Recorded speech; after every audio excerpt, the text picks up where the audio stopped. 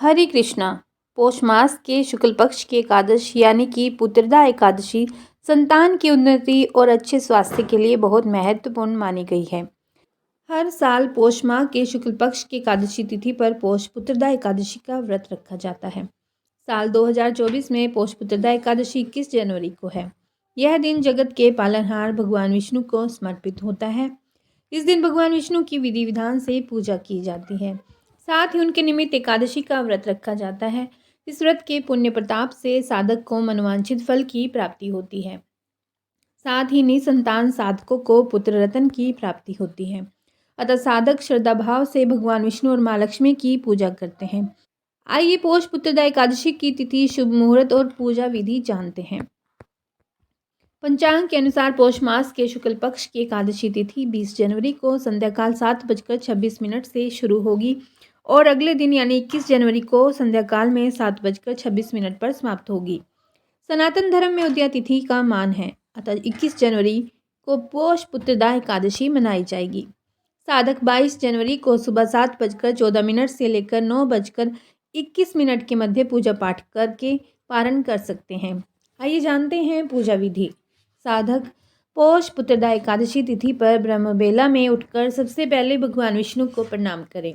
दैनिक कार्यों से निवृत्त होने के बाद गंगा जल युक्त पानी से स्नान ध्यान करें।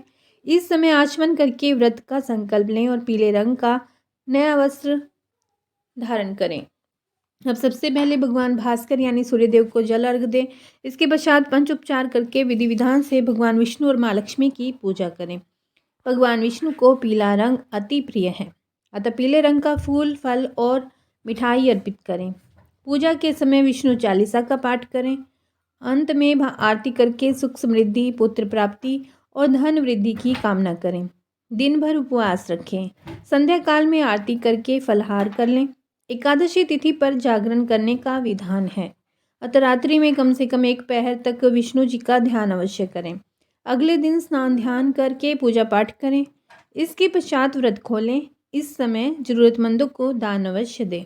पौष पुत्रदा एकादशी के दिन विधि पूर्वक पूजा करने के बाद भगवान विष्णु को खीर का भोग लगाएं। भोग में तुलसी दल को अवश्य शामिल करें।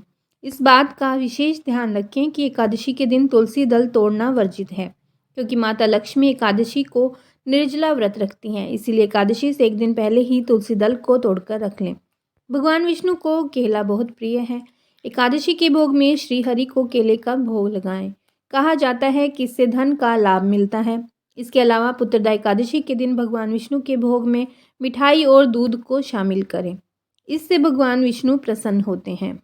आप भोग लगाते समय इस मंत्र का जाप भी कर सकते हैं। त्वदीयं वस्तु गोविंद तुभ्यमेव समर्पये, गृहाण सम्मुखो भूत्वा प्रसीद परमेश्वरा।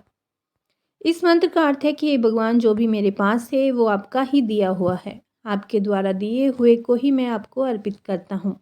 कृपया करके मेरे इस भोग को आप स्वीकार करें।